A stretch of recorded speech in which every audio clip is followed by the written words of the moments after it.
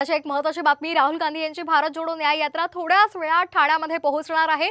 कळवा आणि मुंब्रा परिसरामध्ये राहुल गांधींचं जंगी स्वागत केलं जाणार आहे। राहुल गांधी यांच्या यात्रेनिमित्तानं संपूर्ण ठाण्यामध्ये पोलिसांचा मोठा बंदोबस्त पाहायला मिळतोय। याचा आढावा घेतला आमच्या प्रतिनिधी रुपाली बडवे यांनी। पाहूयात।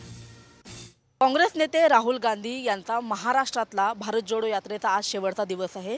आज खरं तर ठाण्यातून ते मुंबईच्या दिशेला रवाना होतील। सध्या आपण कॅम्पच्या ठिकाणी आहोत। भिवंडीमधल्या सोनाळे या मैदानावरती राहुल गांधी यांचा काल रात्री मुक्काम होता आणि याच ठिकाणी त्यांची संपूर्ण टीम देखील आहे।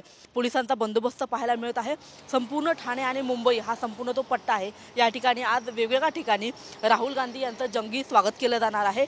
ठाण्यामध्ये खास करून कळवा मुंब्रा हा जो परिसर आहे, या परिसरामध्ये जितेंद्र आव्हाड यांच्याकडून राहुल गांधी यांचं भव्य असं स्वागत केलं जाणार आहे। तिथून पुढे मग माटुंगा लेबर कॅम्प असेल, धारावी असेल आणि शेवट जो आहे तो चैत्यभूमीच्या परिसरामध्ये असणार आहे। आणि त्याच्यामुळे आजच्या या शेवटच्या दिवशी राहुल गांधी मोदी सरकारवरती भाजपावरती कशी टीका करतं हे पाहणं महत्त्वाचं आहे। आणि सोबतच आपण पाहतो आहोत की सध्या निवडणुकीचे दिवस आहेत, निवडणुका लागतील असं म्हटलं जात आहे। तारीखा लवकरच जाहीर होतील। या सगळ्या अनुषंगाने राहुल गांधी नेमकं काय बोलतात हे पाहणं तेवढंच महत्त्वाचं असणार आहे।